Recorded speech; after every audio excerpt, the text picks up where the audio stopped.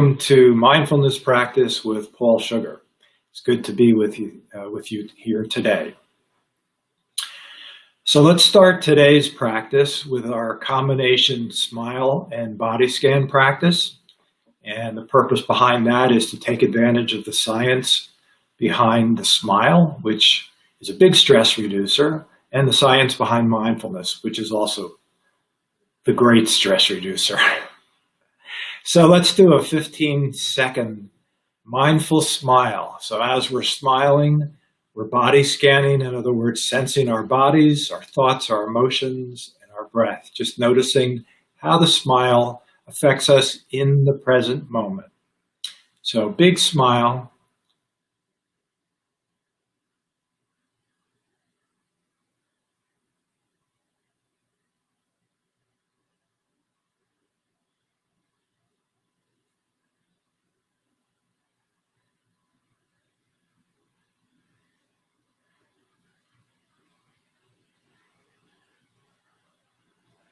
All right, good smiling. And so next we're going to do our 2-minute mindful breath. And I'll guide you through that 2-minute practice. And then after that, I'll give you an introduction to our 8-minute practice for the day. And starting with bringing our attention to the breath, breathing in and out through the nose.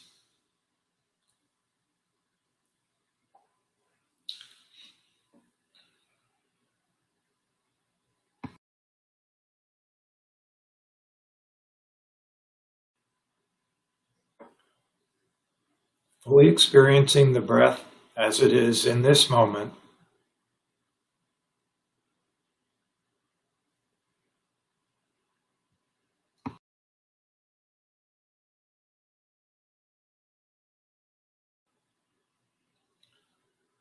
And just noticing that rolling movement of the breath. Breathing in through the nose, breathing out through the nose. Noticing how that breath comes in, works its way all the way down to the belly, and then back up again. That full breath. Noticing the movement of the lower abdomen, that area below the belly button, and fully experiencing the breath.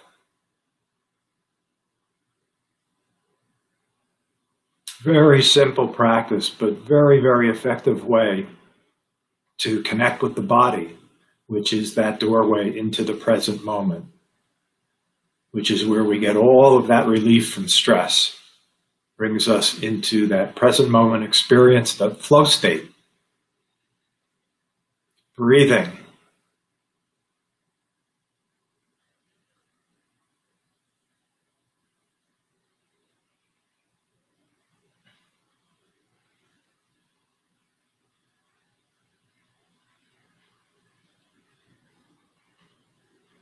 And staying with the breath.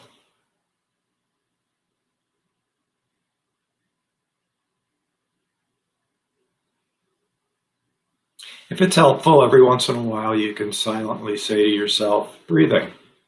Sometimes that helps to keep our attention right there.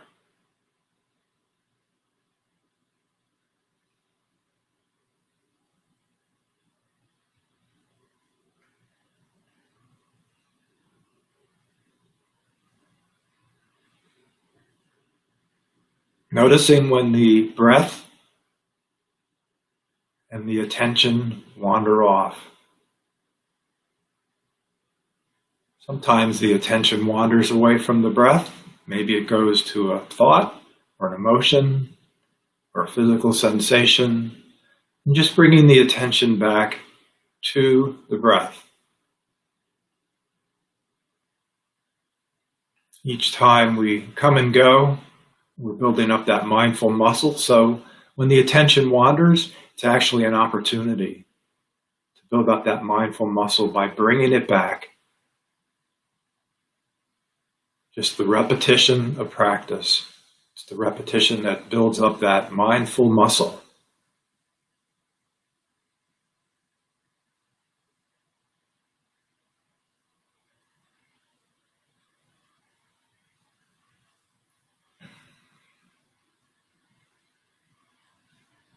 breathing.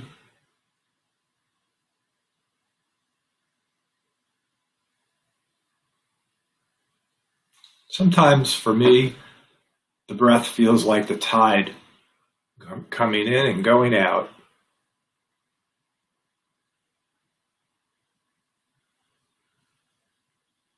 I have fun standing on the beach looking at the ocean and just watching the tide coming in and coordinating my breath with that.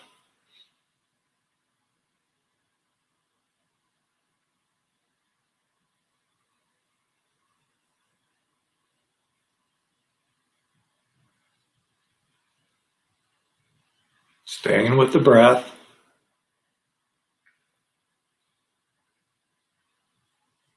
And then opening the eyes, if they're not already open. Continuing with the breath for a few more moments. I like to finish each meditation with the eyes open.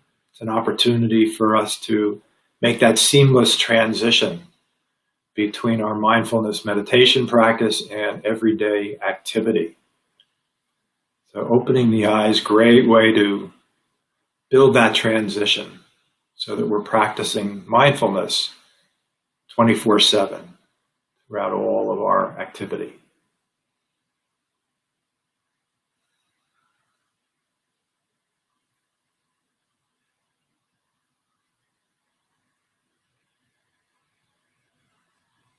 Okay, so for today's practice, we're going to do something that's a little bit different.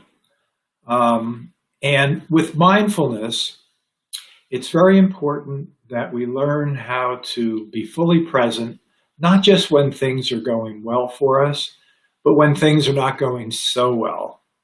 And so there's a practice that I like to do where I reflect on an unpleasant experience, an unpleasant event. And I like to make sure that I'm open and willing to be able to fully experience that unpleasant experience, because we do have a tendency during unpleasant experiences, during uncomfortable experiences, to disconnect. It's part of our fight or flight mechanism. We disconnect to kind of protect ourselves, and then we get into that pattern, into that habit. So with mindfulness, we're able to break that habit by making sure that we put out the welcome mat for not only pleasant and comfortable experiences, but unpleasant and uncomfortable experiences. So the first half of this little exercise, I'm going to ask you to reflect on an uncomfortable or an unpleasant experience and stay present, noticing your physical sensations, your thoughts, your emotions, and your breath. And then for the second half, so that we create symmetry and balance in our lives, we'll do the same thing, but with a pleasant and comfortable experience, and then noticing what's present for us in our body, thought, emotions, and breath. So starting out with that reflection of some recent or not so recent unpleasant or uncomfortable experience, and just sitting with it, allowing ourselves to fully experience what's going on in the present moment for us as we use our imagination and creativity to reflect upon something in our lives that is unpleasant or uncomfortable for us. Maybe we notice a tendency to disconnect, that we don't really want to do this. But part of the practice, part of mindfulness practice, once again, is allowing ourselves to be present with that discomfort.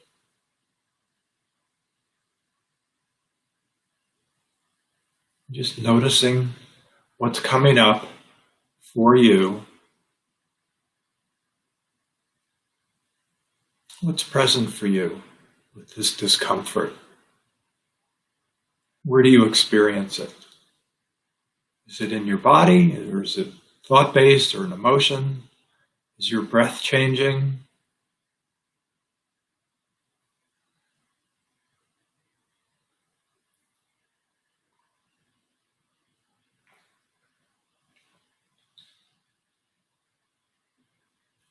Just sitting with this experience.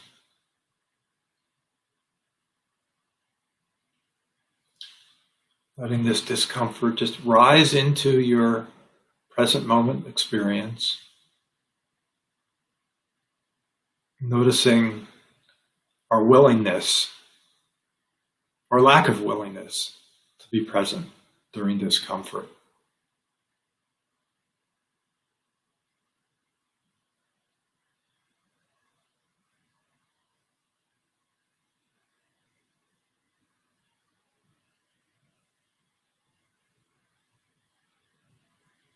And if you find that your attention tends to want to move away from that discomfort, and just gently bringing it back, just like we do with the breath.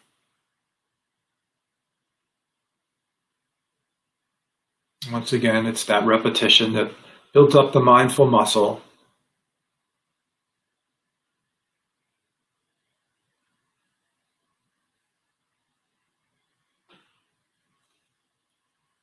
Sitting with the discomfort, noticing if it's in the body, where in the body is it? And how are you experiencing it?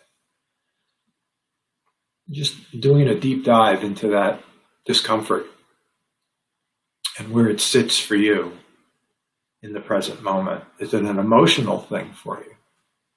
Are you experiencing different emotions with this unpleasant reflection?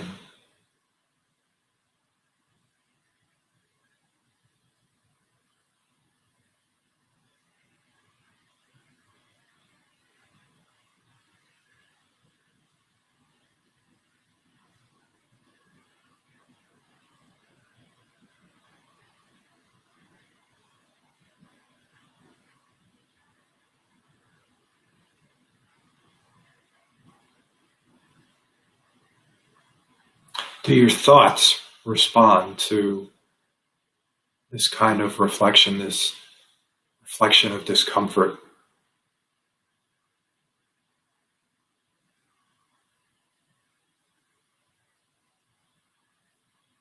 How about your breath? Does your breath change when you go into this uncomfortable reflection?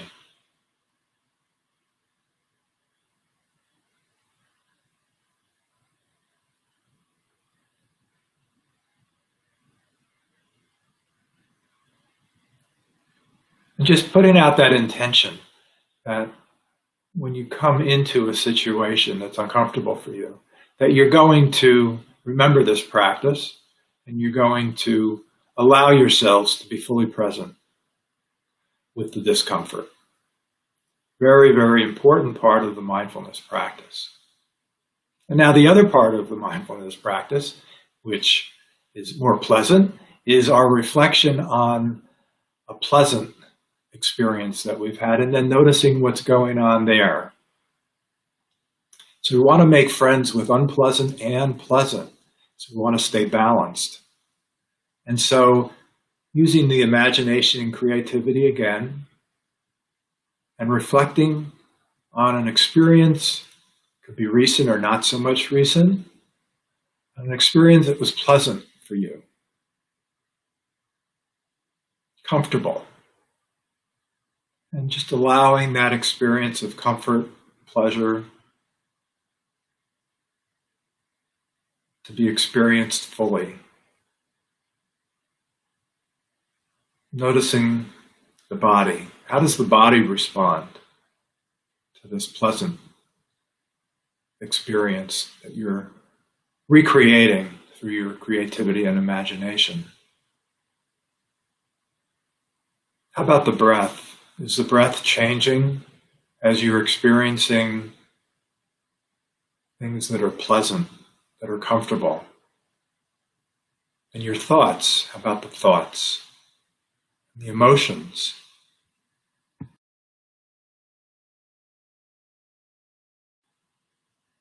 Perhaps you're discovering that there's a whole new set of experiences when it comes to pleasant. And just noticing how that affects you.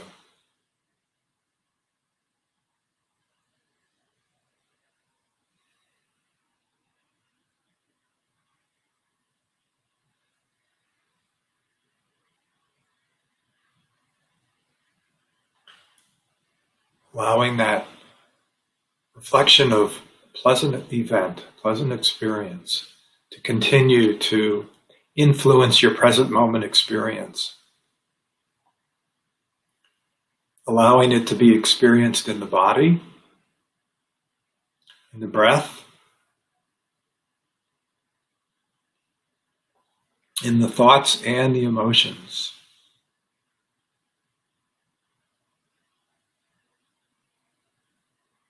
And using the experience of being a pleasant experience as a way to connect to the body. So we're learning how to stay connected to the body, not just with pleasant experiences, with unpleasant experiences. Certainly, pleasant seems to be more enjoyable, doesn't it?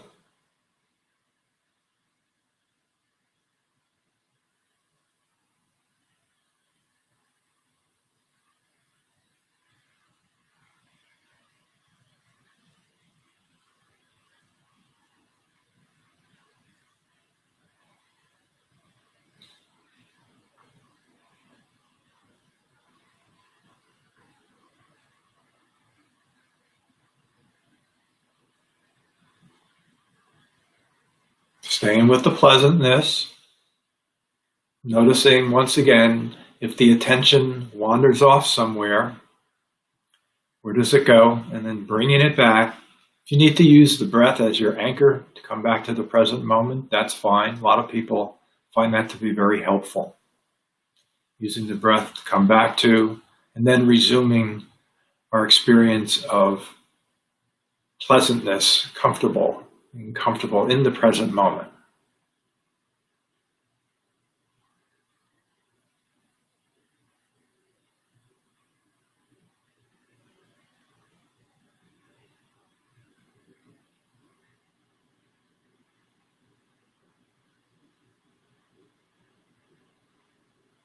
How do you experience pleasant? What's the nature of pleasant?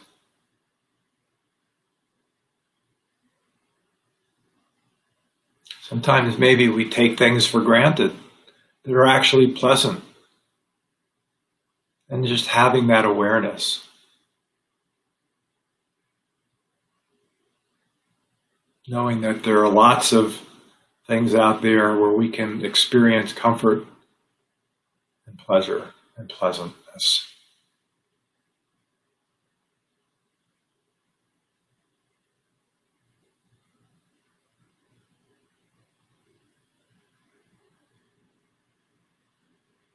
And then opening the eyes if they're closed,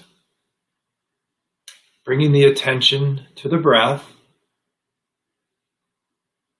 and shifting back to whatever our experience is in the present moment. So we're letting go of the pleasant now. So we've done our unpleasant and pleasant exercises, creating balance in our practice, creating symmetry in our practice. And just breathing, with our eyes open. Once again, creating that seamless transition from our practice into our everyday activity.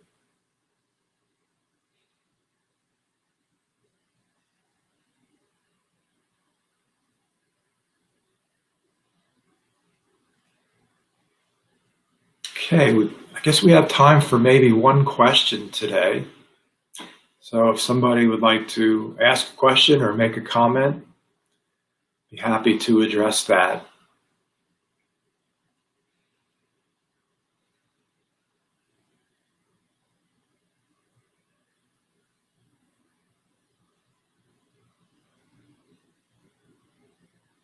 There's one of my favorite questions.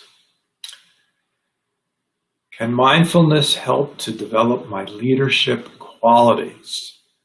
Okay, I see a lot of leadership mindfulness programs out there. Let me give you my take on leadership. To me, leadership is simply coming to whoever our authentic selves are, knowing who we are and expressing who we really are. And I find that people who know who they are comfortable in their own skin, sort of develop this natural kind of energy, this natural kind of charisma almost, that other people tend to be attracted to. And so people who are coming from that place of authenticity seem to naturally attract other people to them. Other people want to hear what they have to say. And so they gradually and naturally evolve into becoming a leader. And so I know that there are some very detailed bullet points that I could put up regarding qualities of the natural leader, qualities of leadership. But to me, it's just a matter of mindfulness, frankly. It's a matter of connecting to the present moment, to our bodies, keeping that stress level under control, tapping into that peak performance mode,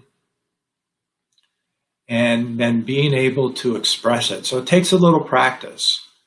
It takes, number one, the practice of being connected to our present moment experience, and then also being able to express that present moment experience. And once we're able to combine those two things, where we're coming from our authentic selves, then you'll find that you'll feel a lot better about yourself. Your energy will change. You'll start to exude that natural charisma, and people will want to hear what you have to say.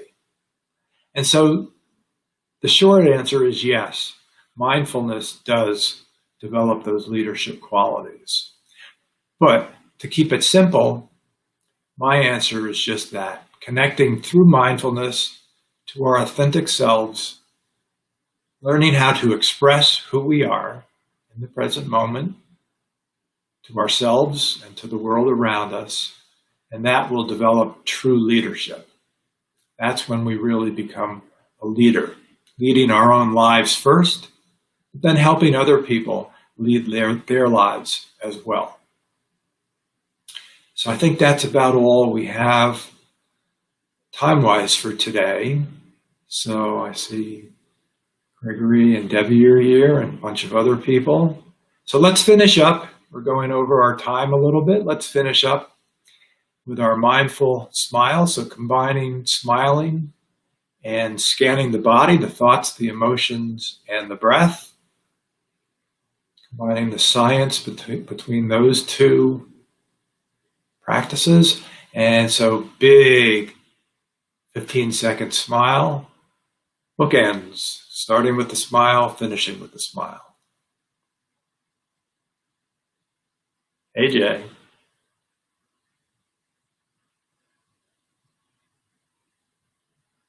Mindful smile.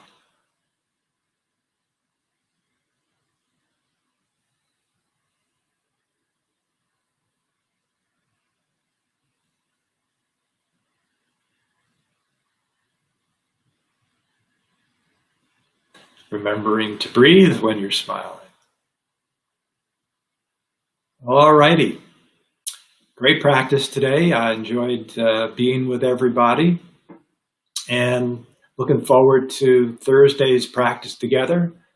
See you then, 4 o'clock Arizona time, and have a great rest of the day. Bye-bye.